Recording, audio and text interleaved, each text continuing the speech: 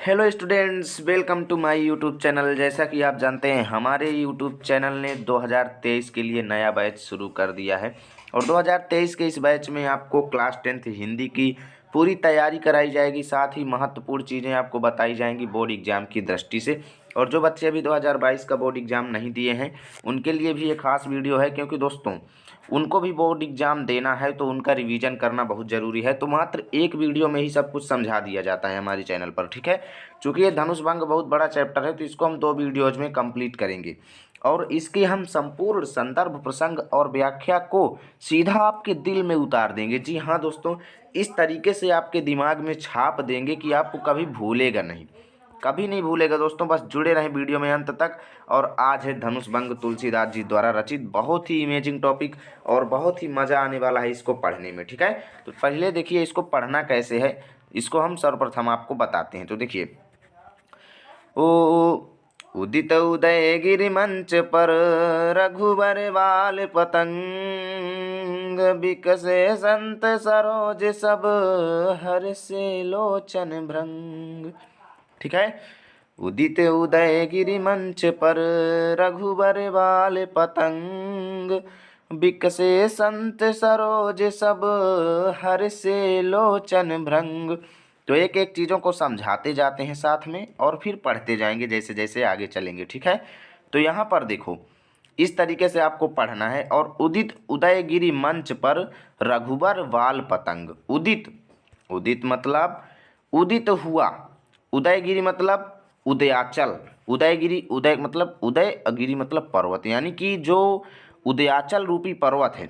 उदयगिरि मतलब उदयाचल रूपी पर्वत, क्या है, उदयाचल रूपी पर्वत मंच पर, यानी जो वहाँ पर मंच। यहाँ पर देखिए जो ये पूरा वर्णन जो दिया गया है, ये धनुष भंग का दिया गया है जब भगवान श्री राम गए थे वहाँ पर सीता जी के स्वयंवर में, ठीक है। तो वहाँ पर क्या था कि जो मंच सजाया हुआ था वो एक उदयगिरि पर्वत, उदयगिरि मतलब उदयाचल पर्वत रूपी जो मंच था उसमें, ठीक है। उदयाचल पर्वत रूपी मंच पर रघुवर बाल पतंग, ठीक है। रघुवर यानी जो भगवान श्री राम थे वो बाल पतंग, बाल सूर्य जैसे प्रतीत होते थे। बाल पतंग का मतलब क्या है दोस्तों, बाल सूर्य। कॉपी ले लीजिए और प्रत्येक मीनिंग को नोट करते जाइए। उदित मतलब उदित हुए, उदयगिरि मतलब उदयाचल पर्वत रूपी मंच पर, उदयाचल पर्वत के समान बने मंच पर रघुवर मतलब भगवान श्री राम बाल सूर्य के रूप में, ठीक है। अभी एग्जाम में कैसे लिखना है उसको हम बताएंगे, पहले आपको एक एक शब्द का मीनिंग बता देते हैं, ठीक है। और बिकसे संत सरोज सब हर्षे लोचन भृंग। बिकसे मतलब विकसित हुए, संत सरोज सब, संत संत यानी जितने भी सज्जन संत सज्जन लोग वहाँ पर बैठे हुए थे। सरोज मतलब कमल रूपी, यानी कमल के समान जितने भी सज्जन लोग वहाँ पर बैठे हुए थे सभी, ठीक। हर्षे मतलब हर्षित हो गए, प्रसन्न हो गए। लोचन, लोचन मतलब नेत्र, लोचन मतलब क्या है, नेत्र। और भृंग मतलब भौरा। अब देखिए, भृंग मतलब भौरा। अब इसका अर्थ आपको कैसे लिखना है ध्यान से समझिएगा। उदित उदयगिरि मंच पर रघुवर बाल पतंग, ठीक है। उदित मतलब उदित हुए, यानी वहाँ पर पहुँचे, उदय हुआ उनका। उदयगिरि मंच पर, देखिए इसका अर्थ आपको व्याख्या पहले आपको संदर्भ ही बता देते हैं, ठीक है। क्रम से बताते हैं। जैसे पहले संदर्भ लिखा जाता है तो उसमें लिखेंगे प्रस्तुत पद्यांश हमारी पाठ्य पुस्तक हिंदी काव्य में संकलित धनुष भंग शीर्षक से लिया गया है, जिसके रचयिता गोस्वामी तुलसीदास जी हैं, ठीक है। उसके बाद आपको प्रसंग हेडिंग डालना है। तो प्रसंग में आपको क्या लिखना है कि प्रस्तुत पद्यांश में भगवान श्री राम के स्वयंवर की जो स्थिति थी, यानी स्वयंवर जहाँ पर हो रहा था उसका यहाँ पर वर्णन पूरा किया गया है, ठीक है। तो अब देखिए, अब आपको व्याख्या हेडिंग डालना है। तो कैसे लिखना है कि उदयाचल पर्वत रूपी मंच पर, उदयाचल पर्वत रूपी मंच पर भगवान श्री राम बाल सूर्य के रूप में जब ही वहाँ पर उदित हुए, यानी जब ही वहाँ पर पहुँचे, उदित हुए मतलब वहाँ पर पहुँचे, विराजमान हुए कि उदयाचल पर्वत रूपी मंच पर भगवान श्री राम एक बाल सूर्य के जैसे उदित हुए। जैसे उदयाचल पर्वत रूपी जो पर्वत होता है वहाँ पर क्या होता है, यहाँ पर भगवान सूर्य जो है वो उदित होते हैं। तो इसी तरीके से जो मंच था वो उदयाचल पर्वत के समान था और वहाँ पर सूर्य के रूप में कौन थे, भगवान श्री राम। कि उदयाचल पर्वत रूपी मंच पर भगवान श्री राम एक बाल सूर्य के समान उदित हुए। तभी क्या हुआ कि जैसे ही वो मंच पर चढ़े तो वहाँ पर क्या हुआ कि बिकसे संत सरोज सब, अब संत सरोज यानी कि जब क्या होता है दोस्तों कि वहाँ पर जैसे उदयाचल पर्वत में सूर्य उदित होता है तो क्या होता है कि जितने भी कमल होते हैं वो खिल जाते हैं। ये मैं आपको बता रहा हूँ, अभी इस लाइन का पूरा अर्थ समझाऊंगा तब कहोगे कि हाँ क्या अर्थ है इसका। ठीक है, सरोज जो है जैसे ही आप इसकी तुलना सूर्य से करो। जब सूर्य क्या होता है उदयाचल पर्वत में उदित होता है तो सभी कमल क्या होते हैं, खिल जाते हैं, और जितने भी भंवरे होते हैं वो प्रसन्न हो जाते हैं कि भाई सूर्य का प्रकाश हमको सुबह सुबह का मिलने लगता है। और वैसे ही क्या हुआ कि जैसे ही उदयाचल पर्वत के समान जो मंच बना हुआ था उसमें बाल सूर्य के जैसे भगवान श्री राम जैसे ही वहाँ पर पहुँचे तो क्या हुआ कि जो यहाँ पर सज्जन लोग बैठे हुए थे यानी जितने भी संत लोग थे उनकी तुलना यहाँ पर सरोज से की गई। यानी जितने भी संत थे वो एक कमल के समान थे, अर्थात संत कमल रूपी जितने भी सज्जन लोग वहाँ पर थे वो सभी विकसित, विकसे मतलब उत्पन्न हो गए, अर्थात सभी लोग देखने लगे तेजी से। ठीक है, विकसे संत सरोज सब हर्षे लोचन भृंग। अब देखिए संत सरोज कमल रूपी जितने भी सज्जन लोग थे वो सब उनको देखने लगे, अर्थात सभी लोग विकसित हो गए। और हर्षे लोचन भृंग, और लोचन मतलब नेत्र, भृंग मतलब भंवरा, यानी कि यहाँ पर जो नेत्र थे लोगों के वो भंवरे रूपी थे।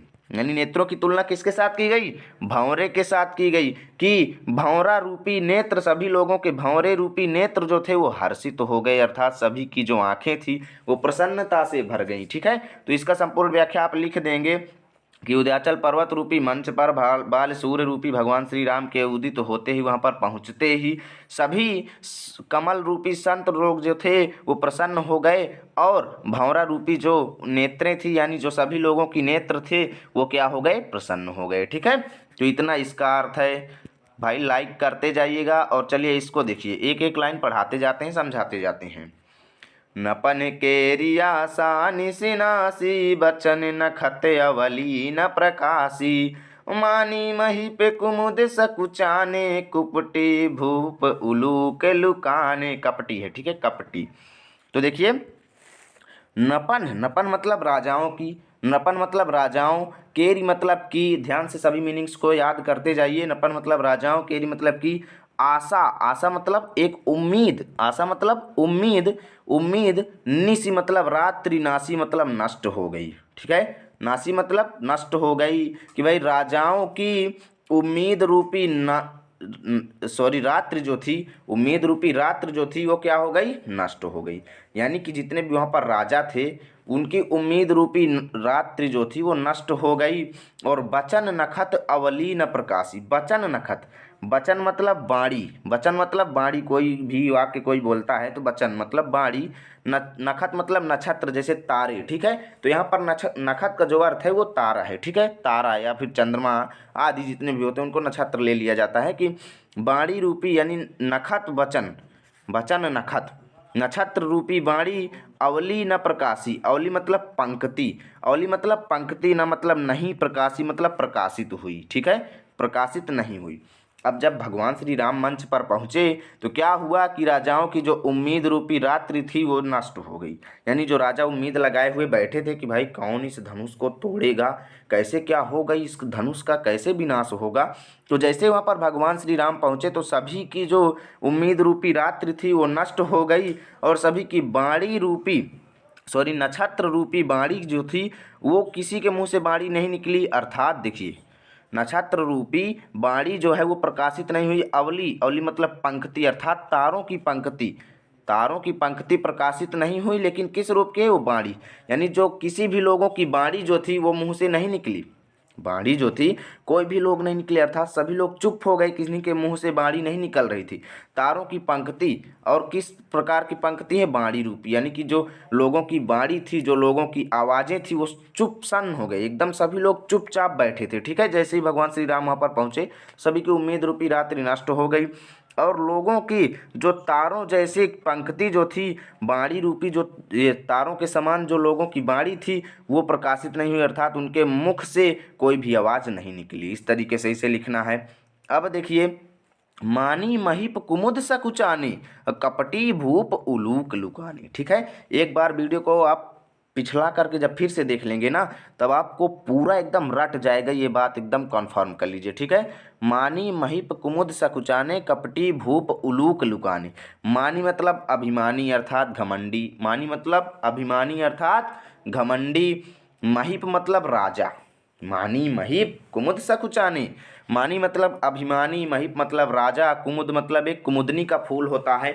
आप सभी लोग देखे होंगे, नहीं देखे हैं तो इंटरनेट पर जाइए सर्च कीजिए देखिए, ठीक है। कुमुदनी का फूल होता है। मानी महिप कुमुद सकुचाने, अभिमानी राजा, कुमुद मतलब कुमुदनी के फूल के समान, सकुचाने मतलब संकुचित हो गए अर्थात सिकुड़ करके बैठ गए एकदम, यानी कि इतना डर गए भगवान श्री राम को देखकर कि वो एकदम कुमुदनी के फूल के समान, जितने भी घमंडी राजा थे वो संकुचित हो गए, सिकुड़ गए, ठीक है। तो सभी का अर्थ आप लिखते जाइए और मज़ा आ रहा है कि नहीं कमेंट में बताते जाइए। तो मानी महिप कुमुद सकुचाने, जितने भी घमंडी राजा थे वो सभी कुमुदनी के फूल के समान संकुचित हो गए, और कपटी भूप उलूक लुकाने, ये दो एक नई चीज आ गई। क्या नई चीज आ गई? कपटी, जितने भी छल कपट करने वाले भूप थे, राजा थे, वो उलूक यानी उल्लू के जैसे लुकाने मतलब लुका गए अर्थात छिप गए, लुकाने मतलब छिप गए, लुक गए, जिसको देहातों में बोलते हैं, ठीक है। लुकाने मतलब छिप गए। कपटी भूप मतलब जितने भी कपटी राजा थे वो सभी उल्लुओं की भांति लुक गए भगवान श्री राम के वहाँ पर मंच पर पहुँचते ही, ठीक है। तो यानी कि इसका लाइन का पूरा अर्थ क्या हुआ कि घमंडी राजा कुमुदनी के फूल के समान संकुचित हो गए अर्थात वो एकदम डरे हुए बैठ गए, और कपटी राजा जो थे वो उल्लुओं की भांति छिप गए अर्थात भगवान श्री राम से वो इतने डर गए थे, ठीक है। और भय विशोक कोक मुनि देवा, बरसहि सुमन जनावहि सेवा। भय विशोक, भय मतलब हो गए, भय मतलब हो गए, विशोक मतलब बिना किसी शोक के। जैसे पहले क्या था कि भाई कोई भी व्यक्ति धनुष को तोड़ नहीं पा रहा था तो सभी के मन में भाई एक दुख रूपी जो था वो भरा हुआ था कि भाई आखिर इस धनुष का विनाश कैसे होगा। लेकिन जैसे ही भगवान श्री राम पहुंचे तो सभी को विश्वास हो गया कि भगवान श्री राम जो है वो धनुष को तोड़ पाएंगे। और भय मतलब हो गए, विशोक मतलब बिना किसी शोक के, बिना किसी दुख के।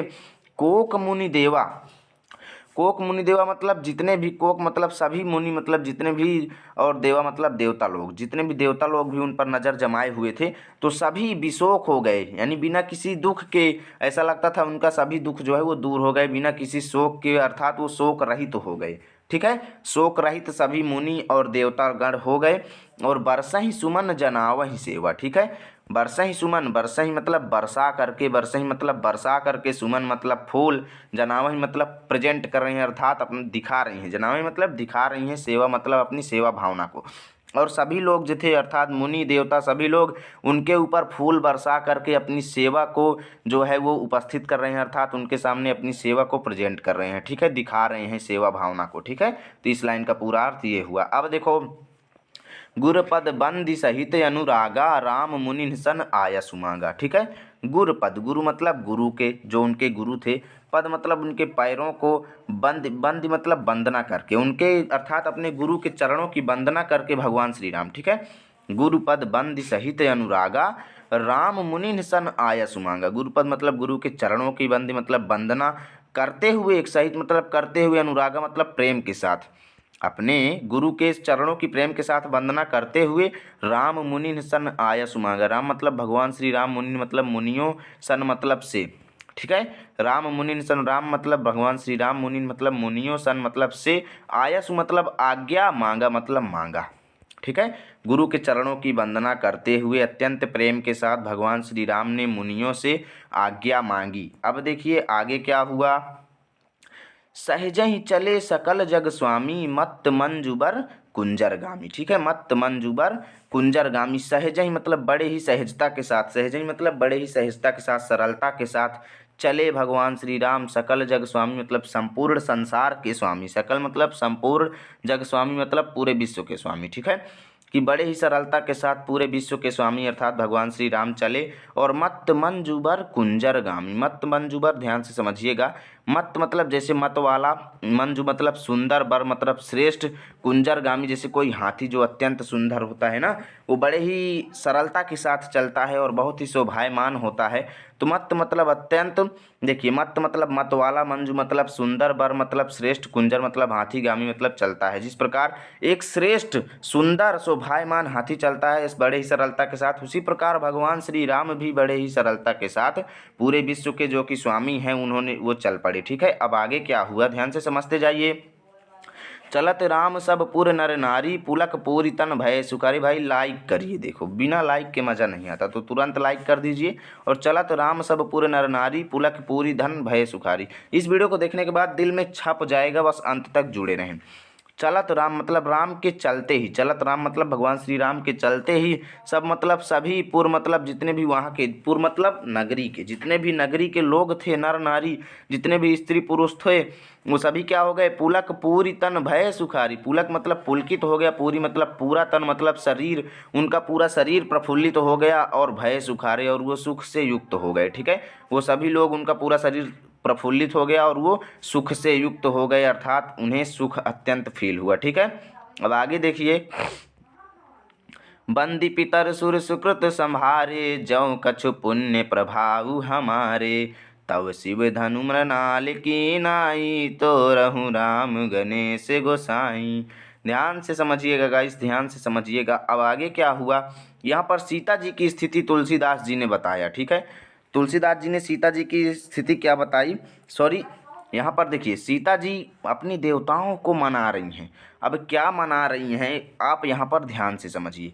सीता जी क्या कहती हैं, अपने मन में मना रही हैं, और क्या कहती हैं, बंदी पितरी, बंदी मतलब वंदना करते हुए, पितरी मतलब पिता, जितने पितरी मतलब यहाँ पर पितर का अर्थ जो है वो पूर्वज है। ठीक है, पितर मतलब पूर्वज, बंदी मतलब वंदना करते हुए, और सुर नर सुर सुकृत संभारे, सुर मतलब देवताओं की। ठीक है, अपने पूर्वजों और देवताओं की वंदना करते हुए उन्होंने, अर्थात सीता जी, अपने पुण्यों को ख्याल में रखते हुए, संभारे मतलब ध्यान करते हुए, सुकृत मतलब अपने पुण्य कार्यों को। ठीक है, और क्या कहती हैं कि अपने पूर्वजों और देवताओं की वंदना करते हुए और अपने पुण्यों को ध्यान करते हुए सीता जी क्या कहती हैं कि जौ कछु पुण्य प्रभाव हमारे, जो मतलब यदि, कछु मतलब कुछ, पुण्य प्रभाव हमारे, यदि हमारे पुण्यों का, हमारे सुकृत कार्यों का कुछ यदि प्रभाव हो, यानी कि देवताओं से और अपने पूर्वजों से क्या कहते हैं कि हे पूर्वज, यदि हमारे शून्य यानी हमारे पुण्य कार्यों का यदि कुछ भी प्रभाव हो, यदि हमारे जो कुछ मतलब, जो कुछ कछ मतलब तनिक भी यदि पुण्य, हमारे पुण्य का प्रभाव हो, तो फिर क्या हो जाए कि तव शिव धनु मृणाल की नाई, तो रहु राम गणेश गोसाई। तो मतलब तब शिव धनु मतलब शंकर जी का धनुष जो है वो मृणाल मतलब कमल की डंडी की भांति, कमल की डंडी, देखिए, तब शिव धनु मृणाल की नाई, मृणाल मतलब एक कमल की डंडी के समान मुलायम हो जाए, और तोरहि राम गणेश गोसाई, अर्थात भगवान श्री राम उसको तोड़ डालें। ठीक है, गणेश गोसाई। ठीक है, अब देखिए, तव शिव धनु मृणाल की नाई, तोरहु राम गणेश गोसाई। हे भगवान, हमारे पूर्वज यदि हमारे कुछ भी पुण्य कार्यों का प्रभाव हो, तो ये जो शंकर जी का धनुष है ना, ये एक कमल की डंडी की भांति हो जाए और इसको तोड़ डालें राम भगवान, हे गणेश जी, हे मेरे देवताओं लोग। ठीक है, तो ये वो अपने मन में जो है सोच रही हैं सीता जी। ठीक है, अब आ जाते हैं दूसरे दोहे पर। भाई वीडियो को लाइक करते जाइए, और मैं उम्मीद करता हूँ दिल में छप रहा होगा एकदम। यदि थोड़ा भी डाउट रह जाता है तो कमेंट में पूछ लीजिए, और उसके साथ ही आप एक बार वीडियो को दोबारा करके देख लेंगे ना, तो आपको एकदम ये दिल में छप जाएगा, कुछ भी नहीं बिसरेगा, दिमाग में हमेशा के लिए बस जाएगा। ठीक है, अब देखो, राम ही प्रेम समेत लखी, सखिन समीप बोलाई, सीता मातु स्नेह बसे, बचन कहीं बिलखाई। अब देखो भाई क्या है यहाँ पर कि राम ही प्रेम समेत लखी, सॉरी देखिए, ठीक है, राम ही प्रेम समेत लखी, सकिन समीप बुलाई, सीता मातु स्नेह बस, बचन कहीं बिलखाई। अब क्या होता है कि राम ही मतलब भगवान श्री राम के, राम ही को अर्थात भगवान श्री राम की ओर, प्रेम मतलब प्रेम पूर्वक, प्रेम समेत मतलब प्रेम पूर्वक अर्थात भरपूर प्रेम के साथ, लखी मतलब देख करके, सकिन समीप बुलाई, सकिन मतलब सखियों को, समीप मतलब पास, बुलाई मतलब बुला करके। अब यहाँ पर देखो, ध्यान से समझिएगा, सब कुछ दोहे में ही अर्थ है। राम ही मतलब भगवान श्री राम की ओर, प्रेम समेत मतलब प्रेम पूर्वक, लक्ष्य मतलब देख करके, अपनी सभी सखियों को उन्होंने पास बुलाया। किसने पास बुलाया, धैर्य धरो, अभी आपको समझ में आएगा। सीता मातु यानी कि सीता जी की माता ने, स्नेह बस बचन कहीं भी लिखाई। अब सीता जी की जो माता थी वो सीता मातु यानी सीता जी की माता ने क्या किया, भगवान श्री राम की ओर प्रेम पूर्वक देखा, और सभी को क्या किया, अपनी सखियों को समीप बुलाया, और आगे उन्होंने क्या कहा, सीता मातु स्नेह बस मतलब प्रेम पूर्वक, बस प्रेम स्नेह बस मतलब प्रेम के बल पर, ठीक है, प्रेम के बल पर। और क्या कहती, वचन मतलब वाणी को, अपनी आवाज़ को, अपने जो वार्तालाप थे, कहाई मतलब कहती हैं, बिलखाई मतलब बिलख करके, ठीक है, दुख पूर्वक। वो किनसे कहती हैं, अपनी सभी सखियों को पास बुलाई भगवान श्री राम की ओर अत्यंत प्रेम के साथ देख करके, और उनसे अपनी सखियों से बिलख करके कुछ वचन कहती हैं। अब देखो वो क्या कहती हैं। अब मान लीजिए ये दोहा आ जाए तो कैसे लिखेंगे, आपको लिखना है कि तुलसीदास जी कहते हैं कि सीता जी की माता भगवान श्री राम की ओर अत्यंत प्रेम के साथ देख करके अपनी सभी सखियों को पास बुला लिए, और उनसे वो कुछ वाणी जो है वो बिलख करके कहती हैं, ठीक है। अब वो क्या कहती हैं, अब आगे देखो भाई, सब कुछ समझते जाइए। सखी सब कौतुक देख निहारे, जेऊ कहावत ही तू हमारे, को न बुझाई कहीं गुरु पाही, ये बालक असी हठ भल नाही, रावण बाण छुआ नहीं चापा, हारे सकल भूप करि दापा। अब देखो ध्यान से समझिए, सखी सब कौतुक देख निहारे, जेऊ कहावत ही तू हमारे। अब वो सीता जी की माता जो थी वो सखियों से क्या कहती हैं कि हे सखी, सखी मतलब हे सखी, सब यानी जितने भी लोग हैं, सब मतलब जितने भी लोग हैं, कौतुक, कौतुक मतलब कोई भी कलाकारी, तमाशा, कौतुक का अर्थ क्या है, तमाशा, कि हे सखी जितने भी लोग हैं वो सब तमाशा देखन हारे मतलब देखने के लिए हारे मतलब आए हैं, कि हे सखी यहाँ पर जितने भी लोग हैं वो सब तमाशा देखने के लिए आए हैं। जेऊ मतलब जो भी, कहावत मतलब कहलाते हैं, हितु मतलब हमारे, हितु मतलब हितैषी यानी हमारा हित चाहने वाले, हितुआ जिन्हें कहते हैं, वो हमारे जितने भी हितु कहलाने वाले हैं वो सब ऐसा लगता है यहाँ पर तमाशा देखने आए हैं। क्या कहती हैं सीता जी की माता कि जो हमारे हितु कहलाते हैं, जो हमारे हितैषी कहलाते हैं, वो सभी लोग यहाँ पर तमाशा देखने आए हैं ऐसा लगता है। और कोई को न बुझाई कहाई गुरु पाही, ये बालक असिहठि बल नाही। को मतलब कोई भी, न मतलब नहीं, बुझाई मतलब समझा करके, कहाई मतलब कहता है, कोई भी नहीं, को ना को मतलब कोई नहीं, बुझाई मतलब समझा करके, कहाई मतलब कहता है, गुरु मतलब गुरु से, पाही मतलब भगवान श्री राम के, पाही मतलब भगवान श्री राम के गुरु से कोई भी समझा करके नहीं कहता। भाई क्या नहीं कहता कि ये बालक हैं, ये बालक मतलब अर्थात भगवान श्री राम को सीता जी की माता क्या कहते हैं, बालक, कि ये बालक हैं, अभी बाल्यावस्था है, इनके लिए असी मतलब ऐसा, हठ मतलब हठ करना, भली मतलब भला पूर्वक, यानी हित के लिए जो है वो अच्छा नहीं है, भली नाही मतलब अच्छा नहीं है, सुलभ नहीं है इनके लिए ऐसा कृत्य करना, ठीक है। क्या कहती हैं कि ऐसा लगता है सभी लोग तमाशा देखने आए हैं जो हमारे हितैषी कहलाते हैं, कोई भी भगवान श्री राम के गुरु को समझा कर नहीं कहता कि भगवान श्री राम अभी गुरु हैं, यानी देखिए सॉरी गुरु नहीं हैं, वो क्या कहती हैं कि ये बालक हैं, यानी कि वो सीता जी की माता जो है वो भगवान श्री राम को बालक मानती हैं, उन्हें तो उनका प्रभाव पता नहीं है कि भगवान श्री राम के अंदर कितनी पावर है, ठीक। अब वो उनको उनकी सखी समझाएंगी कि उनके अंदर कितना पावर है। वो क्या कहती है कि ये बालक हैं, ये छोटे से बालक हैं, इनके लिए ऐसा हठ करना भला नहीं है, यानी इनके लिए ऐसा हठ करना अच्छा नहीं है, ठीक है। अर्थात वो कहती हैं कि भगवान श्री राम को धनुष तोड़ने के लिए वो मना करवाना चाहती हैं अपने हितैषियों से, लेकिन उनके हितैषी ऐसा लगता है कि वो तमाशा देखने आए हैं।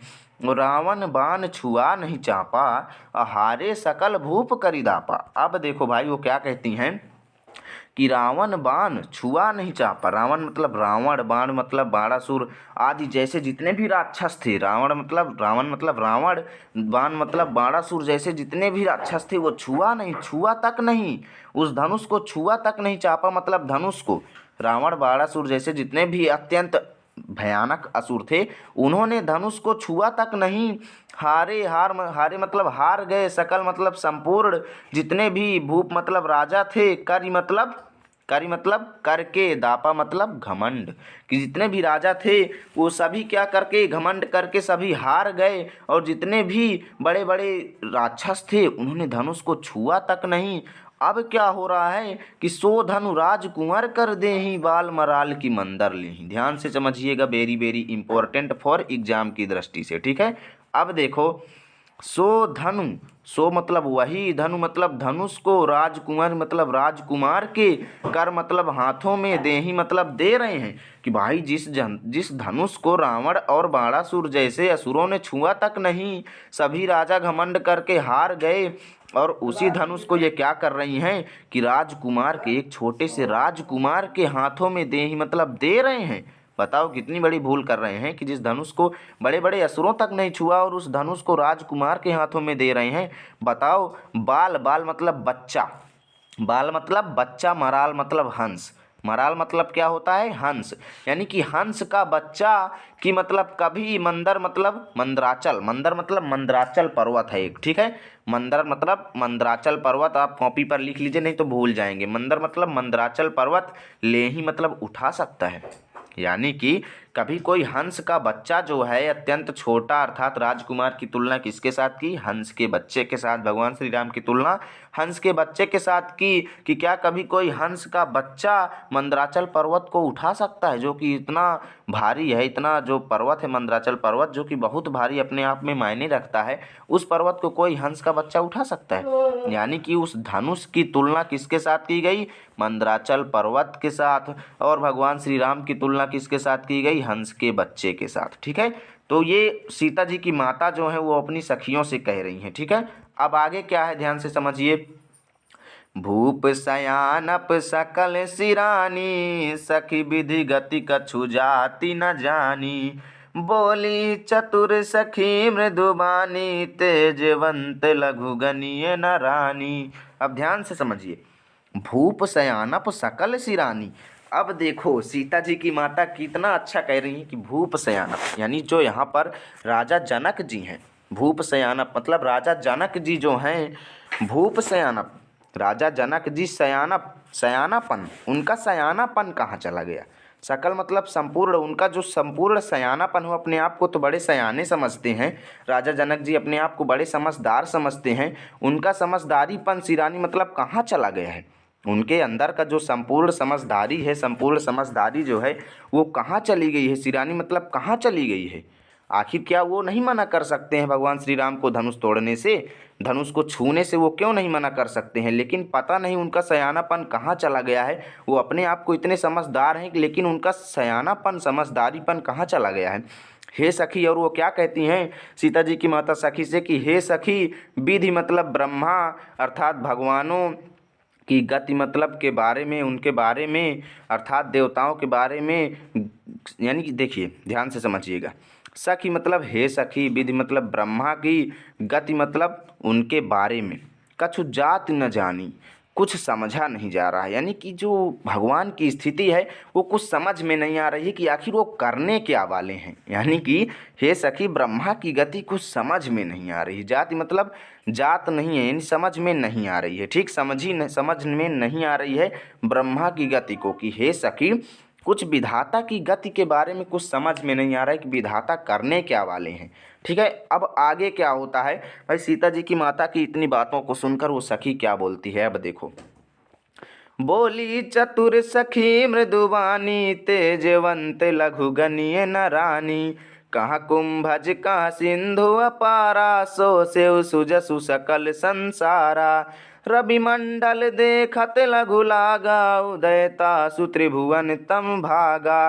अब ध्यान से समझो भाई, बोली चतुर, बोली मतलब बोलती है। अब तो सीता जी की माता का वार्तालाप खत्म हुआ और अब उनकी सखी जो है वो उन्हें समझाते हुए कहती हैं, बोली चतुर, चतुर मतलब समझदार, होशियार सखी बोलती है उनसे, मृदु मतलब मीठी बाणी से, मृदुबानी मतलब मीठी बाणी से उनकी सखी बोलती है, तेजवंत, तेजवंत, तेजवंत मतलब तेजवान, अर्थात अत्यंत पावर वाले, तेजवंत मतलब अत्यंत पावर वाले, अत्यंत शक्ति वाले हैं। हे क्या कहते हैं कि हे रानी, हे रानी मतलब जो राजा की रानी थी, क्या कहती हैं सीता जी की माता को कि हे रानी, ये तेजवंत हैं। तेजवंत मतलब ये जो छोटे से आपको दिख रहे हैं ना, ये अत्यंत तेजवान हैं, अत्यंत पावर वाले हैं। इन्हें लघु लघु गणीय न रानी, कि हे रानी, इनको छोटा गणीय मतलब गिनो, न मतलब नहीं, कि हे रानी इनको छोटा मत गिनो, ये तेजवंत हैं, बड़े ही तेजवान हैं, बड़े ही पावरफुल हैं, ठीक है। इनको आप छोटा बिल्कुल भी मत गिनो, ठीक है। वो अभी तक उनको छोटा ही तो गिन रही थी, तभी तो कह रही थी कि ये राजकुमार हैं, ये हंस के बच्चे हैं, ये मंदराचल पर्वत को उठा पाएंगे। लेकिन उनकी सखी उन्हें समझाती है कि ये तेजवान हैं, इन्हें छोटा मत गिनो। हे रानी, इन्हें छोटा मत गिनो, ये बड़े ही तेजवान हैं, बड़े ही पावरफुल हैं। यार ऐसा लगता है कि उनकी जो सखी थी उनको भगवान श्री राम के कुछ पावर के बारे में जानकारी थी, तभी तो समझा रही थी, ठीक है। कह कुंभज कह सिंधु अपारा, सो शिव सुजसु सकल संसारा। अब क्या कहते हैं कि हे रानी, कहाँ मतलब कहाँ, कुंभज मतलब घड़े से उत्पन्न होने वाले, कुंभज मतलब जिसका जन्म घड़े से हुआ हो, कुंभज मतलब जिसका जन्म घड़े से हुआ। तो घड़े से कौन उत्पन्न हुए थे? महर्षि अगस्त्य ऋषि, ठीक है, अगस्त्य ऋषि। तो क्या कहती हैं कि कहाँ घड़े से उत्पन्न होने वाले अगस्त्य ऋषि, और कहाँ कहाँ सिंधु सागर अपारा, जिसको पार नहीं पाया जा सकता। यानी कि कहाँ घड़े से उत्पन्न होने वाले ये क्या बोलते हैं कुंभज, यानी कि महर्षि अगस्त्य ऋषि, और कहाँ अपार सागर। बताओ भला कि इतना अपार सागर को, कहाँ इतना बड़ा अपार सागर है जिसका पार नहीं पाया जा सकता, और कहाँ घड़े से उत्पन्न होने वाले जो अगस्त्य ऋषि थे। लेकिन उन्होंने क्या किया, कितने छोटे थे सागर की तुलना में महर्षि अगस्त्य ऋषि।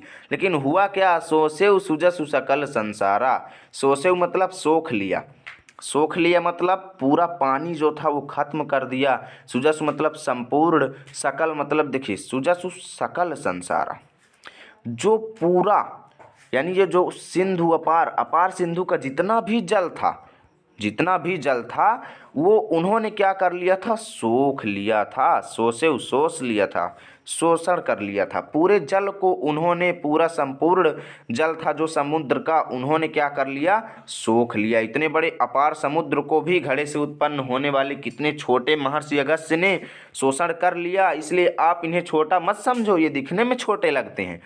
एग्जाम्पल नंबर 1 उन्होंने दिया।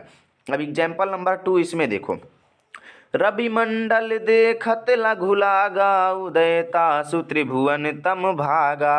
अब क्या कहते हैं कि रवि मंडल, रवि मंडल मतलब सूर्य मंडल, यानी कि जो भगवान सूर्य जी हैं। क्या कहते हैं कि भगवान सूर्य जी जो हैं देखने में, देखत मतलब देखने में, लघु लागा बहुत छोटा प्रतीत होता है। यानी कि सूर्य मंडल जो है वो देखने में बहुत ही छोटा प्रतीत होता है।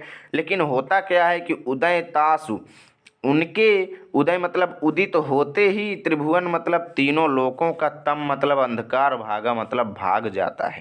क्या कहती हैं कि हे माता, हे राजमाता, हे रानी, ये जो सूर्य मंडल है देखने में कितना छोटा लगता है, लेकिन जैसे ही भगवान सूर्य उदित होते हैं तो तीनों लोकों का अंधकार गायब हो जाता है। इसलिए आप इन्हें छोटा मत समझो, क्योंकि जैसे ही ये अपनी पावर को दिखाएंगे तो ये धनुष क्या किसी को भी तोड़ सकते हैं, ठीक है। तो ये उन्होंने समझाया। अब भैया आगे देखो, वीडियो को लाइक नहीं करते हो आप सभी लोग, भाई लाइक कर दो, बहुत मेहनत लगती है यार। और चैनल पर नए आए हो तो सब्सक्राइब कर दो। 2023 के बैच की पूरी आपको जानकारी दी जाएगी और सभी कोर्सों को आपको पढ़ाया जाएगा बेहतर तरीके से। 90+ की पूरी तैयारी आपको पूरे साल भर कराया जाएगा, इसलिए चैनल को अभी के अभी सब्सक्राइब कर दीजिए। और चलिए देखिए तीसरा दोहा, मंत्र परम लघु जासु बस, विधि हरि हर सुर सर्ब, महामत गजराज कहूँ, बस कर अंकुश खर्ब।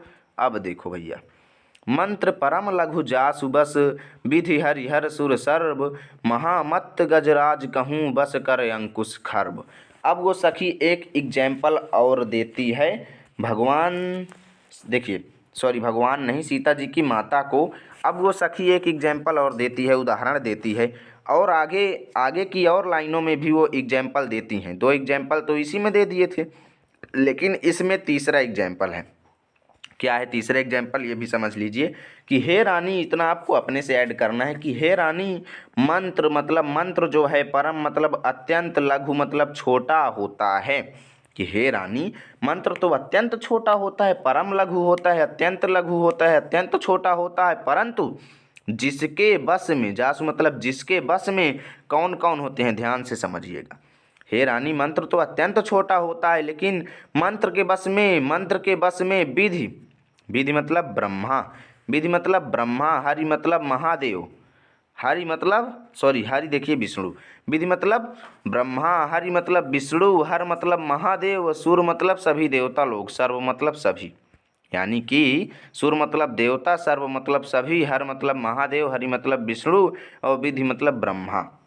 क्या कहती हैं कि मंत्र अत्यंत छोटा होता है, लेकिन मंत्र के बस में सभी देवता, ब्रह्मा विष्णु महादेव सहित सभी देवता हो जाते हैं। मंत्र कितना छोटा होता है, लेकिन एक मंत्र के पढ़ने से सभी ब्रह्मा विष्णु महादेव आदि जितने भी देवता हैं वो सभी एक मंत्र के बस में हो जाते हैं। इसीलिए मंत्र को छोटा समझने से काम नहीं चलता, लेकिन मंत्र कितना उसके अंदर पावर होती है मंत्र के अंदर, वो तो मंत्र को चलाने वाला जानता है।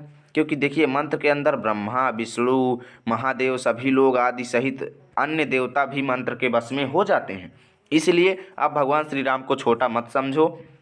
महामत्त गजराज कहूँ बस कर अंकुश खर्ब। अब आगे क्या कहती हैं कि हे रानी, महामत्त महान मत वाले, महामत्त मतलब महान मत वाले, गजराज मतलब हाथियों का राजा, महान मत वाले अर्थात अत्यंत मत वाले, गजराज मतलब हाथियों के राजा को भी कहूँ मतलब को बस में कर मतलब कर लेता है अंकुश, एक छोटा सा अंकुश अर्थात जो हाथियों के साथ रहता है ना एक व्यक्ति, वो हाथी को कंट्रोल करता है, खर्ब मतलब वश में। ठीक है, अब वो क्या कहते हैं कि भाई महान मत वाले हाथी को भी बस एक छोटा सा अंकुश अपने बस में कर लेता है। खर्ब मतलब कर लेता है कि एक छोटा सा अंकुश भी उसको अपने बस में कर लेता है महान मत वाले हाथी को। इसलिए अब भगवान श्री राम को छोटा मत समझो, दिखने में छोटे हैं, तेजवंत हैं, लघु गणीय न रानी। ठीक है, अब आगे देखो, लाइक कर दीजिए। अब देखो इसमें क्या है, काम कुसुम धनुषायक लीन है, सकल भुवन अपने बस कीन है। देवी तजिय संसौअस जानी, भंजब धनुष राम सुनु रानी। सखी बचन सुनि भय परतीति, मिटा विषादु बढ़ी अति प्रीति। अब देखो काम मतलब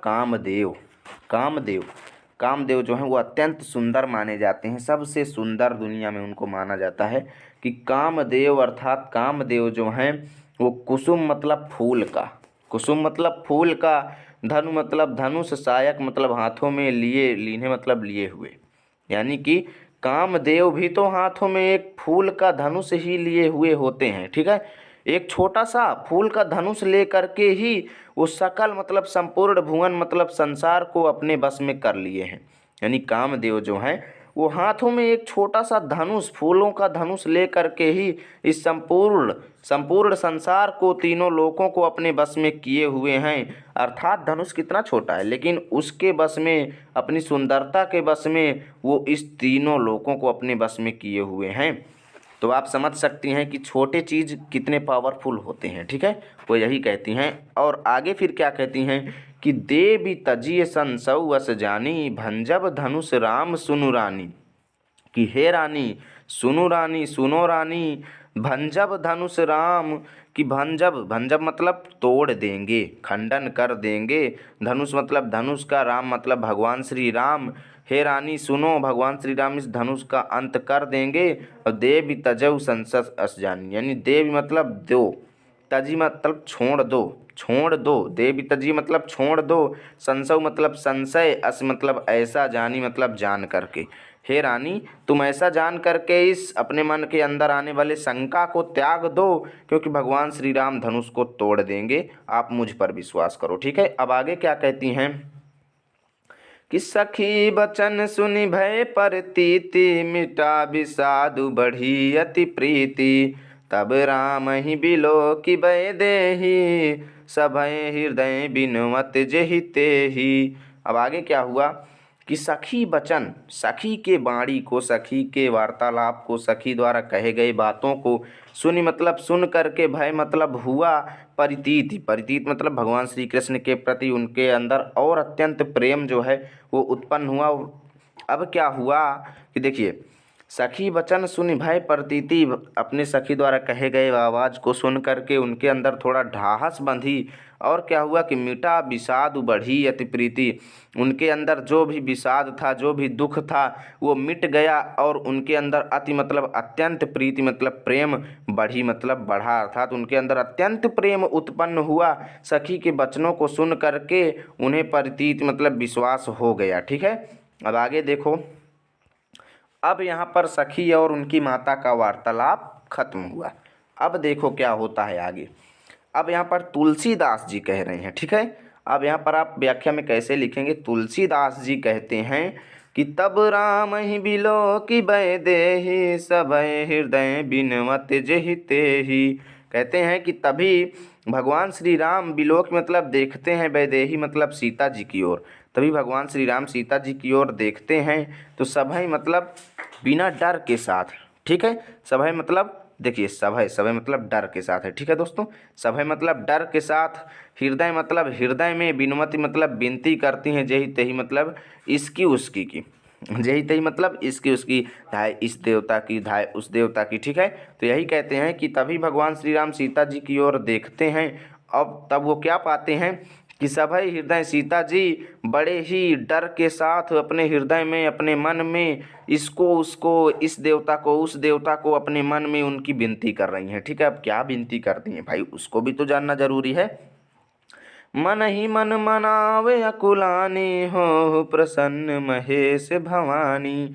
अब देखो मन ही मतलब मन, मन मतलब मन ही मन, मन ही मन में, मन ही मन मतलब मन ही मन में, मनाओ मतलब मना रही हैं, अकुलानी मतलब अकुला करके। ठीक है, वो क्या पाते हैं देखते हैं जब कि वो अपने हृदय में डर के साथ विनती इसकी उसकी कर रहे हैं और वो मन ही मन में, मनाओ मतलब मना रही हैं अकुला करके, व्याकुल हो करके।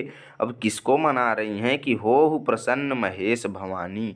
भवानी महेश मतलब कि हे शंकर जी, हे देवता, हे भवानी, हे देवी, हे शंकर जी, हो मतलब हो जाओ प्रसन्न, हो जाओ खुश मुझ पर। क्या कहती हैं कि हे शंकर जी, हे भवानी, हे देवी, जितनी भी हैं सभी हो मतलब हो जाओ प्रसन्न, सभी प्रसन्न हो जाओ। ठीक है, वो मन ही मन में व्याकुल होकर के मना रही हैं कि हे शंकर जी, हे देवियों, मुझ पर प्रसन्न हो जाओ। और आगे क्या कहती हैं, करहु सफल आपन सेवकाई, कर ही तु हरहु चाप गरुआई। ठीक है, करहु मतलब करो, सफल आपन सेवकाई, करहु मतलब कर दो, सफल मतलब सफल, आपन मतलब तुम्हारी, सेवकाई मतलब सेवा भावना। जैसे सीता जी उनकी सेवा करती हैं, यानी वो बहुत पहले से ही उनकी सेवा कर रही थी देवताओं, महेश जी और आदि देवियों की। तो क्या कहती हैं कि आज तक मैंने आपको जितनी भी सेवा की है उसको सफल करो, अर्थात मेरी सेवा भावना, जितनी मैं आपकी सेवा में परिश्रम किया है उसका परिणाम मुझे देने का समय आ गया है।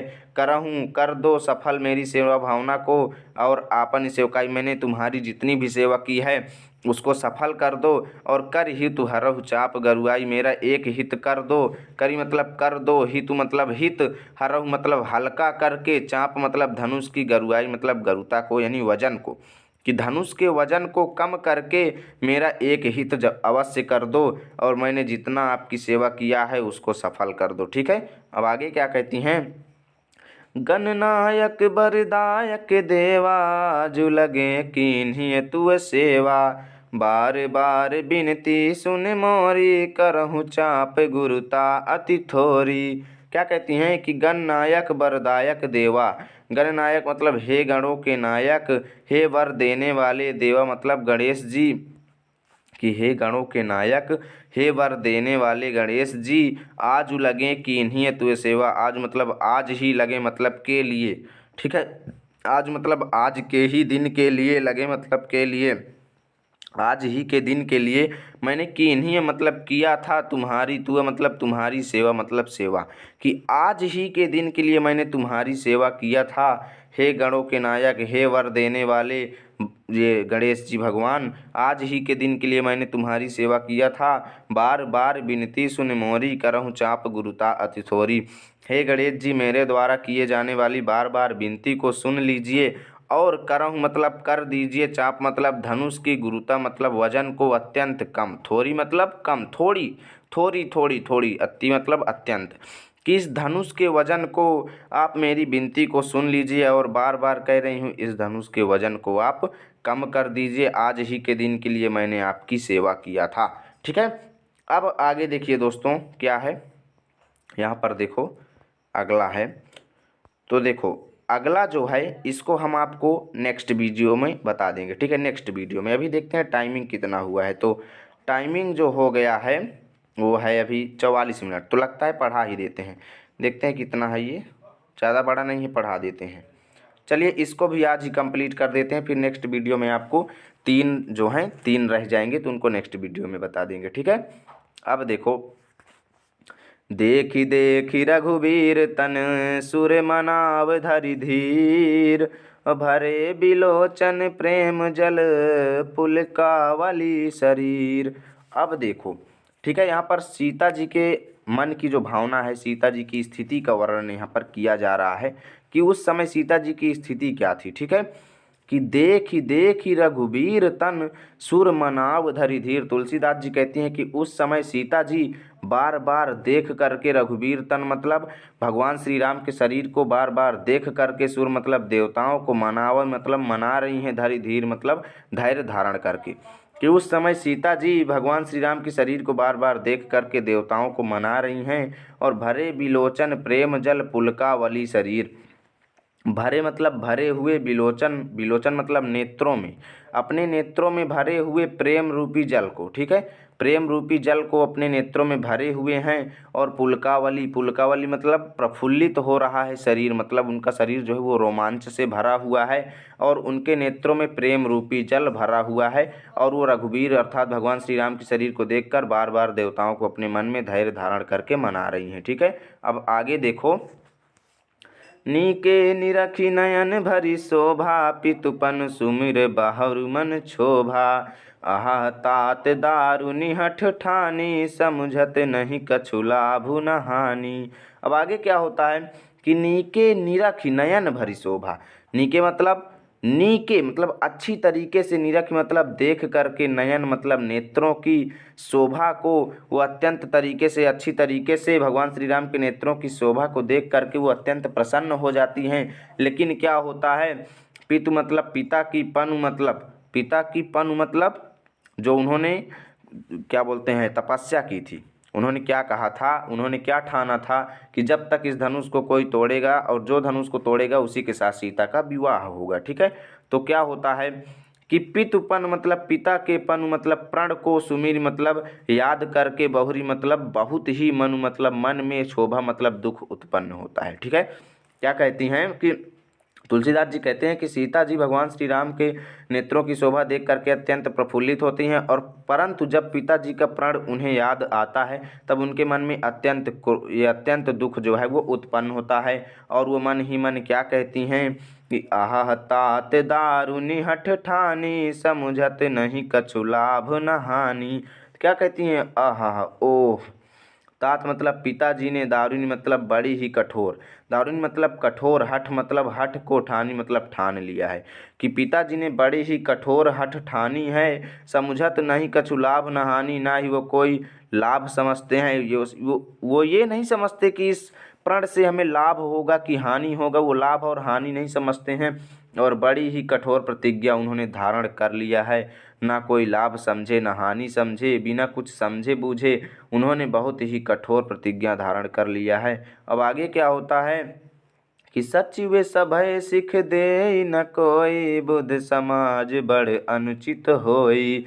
सचिव मतलब जितने भी इस सभा में बैठे हुए लोग हैं, सचिव सभय मतलब देखिए, सभय सिख देव न कोई, सचिव मतलब जितने भी इस सभा के लोग हैं, सभा मतलब सभी, सीख दे ही न कोई, कोई भी उनको सीख नहीं दे रहा है, कोई भी शिक्षा नहीं दे रहा है कि भाई ये बुद्ध यानी बुद्धिमानों के समाज मतलब सभा में बड़ मतलब बहुत ही अनुचित मतलब ना, यानी उचित नहीं है, यानी कि बहुत ही अनुचित कार्य हो रहा है कि इस सभा में जितने भी लोग बैठे हुए हैं उन्हें कोई भी शिक्षा नहीं दे रहा है। और ये बुद्धिमानों की सभा में बहुत ही बड़ा अनुचित कार्य, जो उचित नहीं है ऐसा कार्य हो रहा है। ठीक है, अब आगे क्या है कि कहाँ धनुकुल सहु चाहि कठोरा, कहाँ श्यामल मृदुगात किशोरा।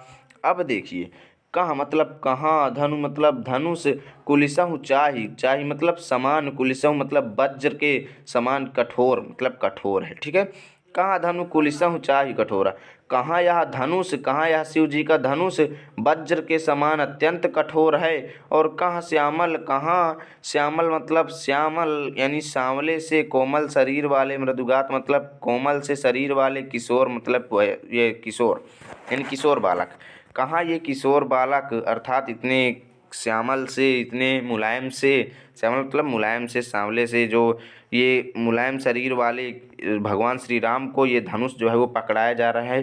कहाँ ये धनुष वज्र के समान कठोर है, और कहाँ भगवान राम इतने हल्के हैं, मतलब उस समय तो किशोर थे, कहाँ भगवान श्री राम किशोर, और कहाँ इतना वज्र के समान धनुष। ठीक है, ये बुद्धिमानों की सभा में बहुत बड़ा अनुचित कार्य हो रहा है। विधि के ही भांति धर्म उर धीरा, शिरस सुमन कन बेधिय हीरा। अब आगे देखिए, अब क्या कहती हैं सीता जी कि विधि, हे ब्रह्मा जी, के ही भांति मतलब किस प्रकार, के ही भांति मतलब किस प्रकार, धर्म मतलब धारण करूं, उर मतलब हृदय में, धीरा मतलब धैर्य, कि हे ब्रह्मा जी मैं अपने हृदय में किस प्रकार धैर्य धारण करूं। शिरस सुमन कन बेधिय हीरा, शिरस मतलब फूल का, शिरस मतलब जो फूल होता है उसका, सुमन यानी शिरस सुमन जो है किसी भी फूल का जो कण मतलब कण है, वो बेधी हीरा, कभी भी बेधी मतलब बेध सकता है, हीरा मतलब हीरा को, कहाँ हीरा के समान कठोर भाई ये क्या है, धनुष है, और कहाँ ये फूल के समान श्यामल मृदुगात शरीर वाले भगवान श्री राम हैं। वही कहते हैं कि कहाँ ये इतने मुलायम, इतने श्यामल शरीर वाले जो हैं भगवान श्री राम, सुमन के समान, फूल के समान भगवान श्री राम, ये कभी हीरा को बेध पाएंगे अर्थात धनुष को तोड़ पाएंगे। इसलिए कहती हैं कि मैं, हे ब्रह्मा जी, मैं किस भांति अपने हृदय में धैर्य धारण करूं। ठीक है, अब आगे देखिए, सकल सभा कै मति भय भोरी, अब मोहि शंभु चाप गति तोरी। अब सीता जी क्या कहती हैं कि सकल मतलब संपूर्ण, सभा मतलब सभा, कै मतलब की, मति मतलब बुद्धि, भय मतलब हो गई है, भोरी मतलब भ्रमित, कि जितनी भी सभा के लोग हैं उन सभी की बुद्धि जो है, मति मतलब बुद्धि जो है वो भ्रमित हो गई है। अब मुझे कोई उम्मीद नहीं। अब क्या कहती हैं कि अब मोहि शंभु चाप गति तोरी, अब मोहि मतलब मुझे, शंभु मतलब शंभु, चाप मतलब शिव जी के धनुष, हे शिव जी के धनुष, अब मुझे गति तोरी मतलब तुम पर ही भरोसा है। ठीक है, कहती हैं कि इस पूरी सभा की बुद्धि जो है वो भ्रष्ट हो गई है, भ्रमित हो गई है, इसलिए हे शंकर जी के धनुष, अब मुझे तुम पर भरोसा है। ठीक है, मुझे तुम पर विश्वास है, इसलिए हे शंकर जी के धनुष, निज जड़ता लोगन पर डारी, हो ही हरू रघुपति है निहारी, कि हे शंकर जी के धनुष, निज मतलब अपनी जड़ता मतलब कठोरता को, लोगन मतलब लोगों पर मतलब उनके ऊपर, डारी मतलब छोड़ दो। कहती हैं कि हे शिव जी के धनुष, तुम्हारे अंदर जितनी कठोरता है वो सब लोगों के ऊपर दे दो, और हो ही हरू रघुपति है निहारी, हो ही मतलब हो जाओ, हरू मतलब हल्के, हालुक, ठीक, हरू मतलब हालुक, हल्के, कि हे धनुष अपनी कठोरता को लोगों को दे दो, और रघुपति मतलब भगवान को देख करके, निहारी मतलब देख करके, हो ही मतलब हो जाओ, हरू मतलब हल्के, और तुम हल्के हो जाओ, मुझे तुम पर ही भरोसा है। ठीक है, अति परिताप सिय मन माही, लव निमेष जुग सय सम जाही।